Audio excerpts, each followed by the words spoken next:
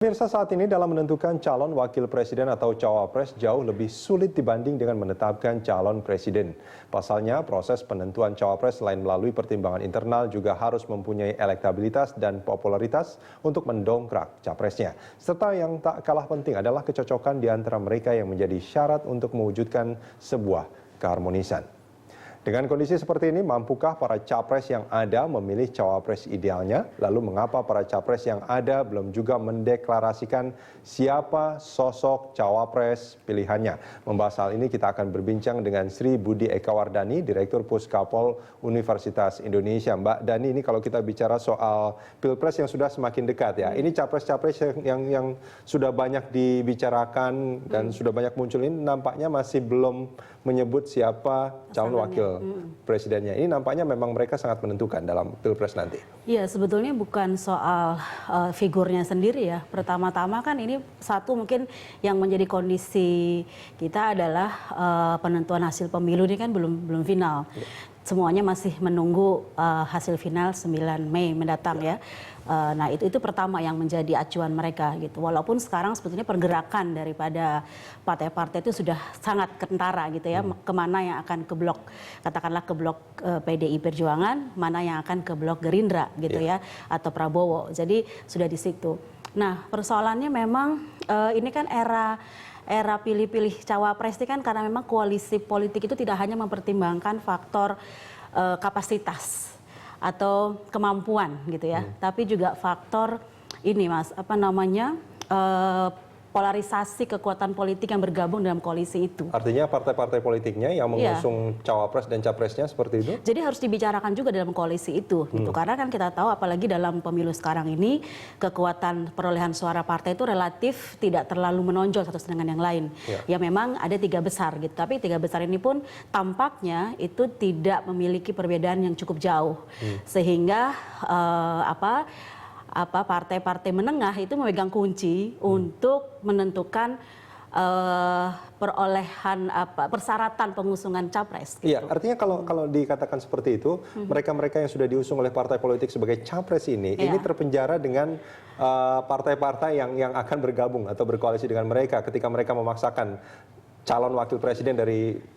Iya, bisa dibilang seperti itu pertama. Tapi yang kedua adalah memang ya ini berdasarkan hasil berbagai lembaga survei itu kan menunjukkan tidak figur-figur yang ada sekarang baik Joko Widodo maupun Prabowo itu popularitasnya memang tinggi, tapi elektabilitasnya kan masih dalam katakanlah di bawah 50%.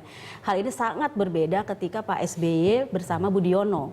Artinya waktu itu di 2009 ketika Partai Demokrat menang, kemudian Pak SBY itu memiliki popularitas dan elektabilitasnya di atas 50%, relatif faktor wakil presiden itu bisa diputuskan secara otonom. Akhirnya, dengan siapapun tidak akan terlalu signifikan mengubah. Artinya dia dengan memilih Pak Budiono waktu itu beliau kan figur yang memang dianggap tidak bersentuhan dengan politik praktis, tidak punya jaringan basis massa, tidak terikat dengan ormas-ormas tertentu, tetapi kan dan juga tidak diduga sebetulnya. Tidak diduga kemudian munculnya ke sana gitu. Tapi Pak SBY bisa menang 1 putaran. Nah, kondisi itu tidak ada kita temukan di 2014 ini. Artinya kalau misalkan Pak Jokowi atau Pak Prabowo ini sekarang yang banyak dibicarakan dan sudah mendeklarasikan diri sebagai capres ini salah menentukan wakilnya, ini akan sangat berpengaruh dalam sentimen negatif juga, karena seandainya saja Mas Rudi ini hanya ada 2 pasangan calon, ini yang namanya perang opini itu akan sangat mempengaruhi pilihan pemilih.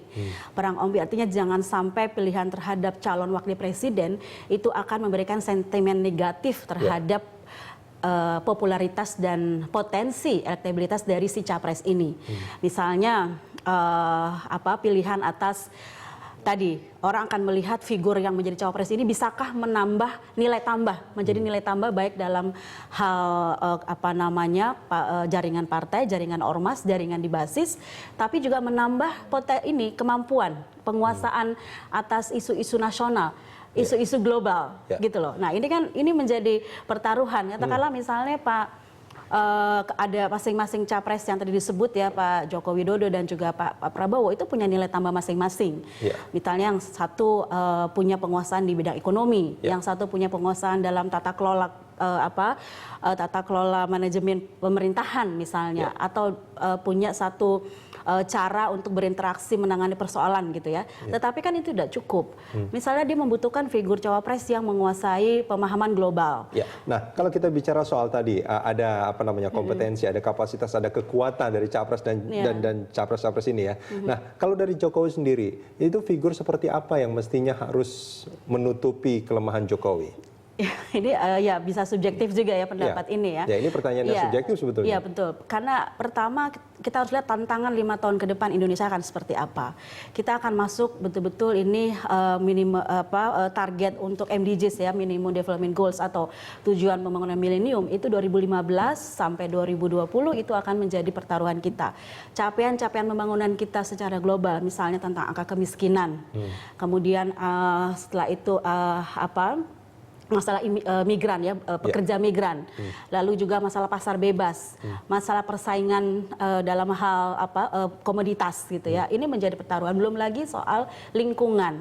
Jadi memang aspek global ini mau tidak mau harus dikuasai oleh pasangan ini, sekalipun memang nanti ada menteri-menteri yang akan membantu dalam mengarahkan, tapi arah kebijakan kan memang harus tercermin dari pasangan itu kan ini. sebetulnya permasalahan yang akan dihadapi oleh kedua capres ini ya. Nah, apakah kedua capres ini sebetulnya tidak punya kapasitas untuk menyelesaikan masalah-masalah tadi? Kalau ditanya seperti itu, sampai saat ini saya pribadi belum melihat mereka bicara soal itu. Mungkin karena masih sibuk urusan cari pasangan cawapres, sehingga belum ada statement bagaimana melihat tantangan ke depan. Lalu bagaimana pemikiran mereka terhadap tantangan kita ke depan. Terus terang saja angka kemiskinan Indonesia semakin meningkat.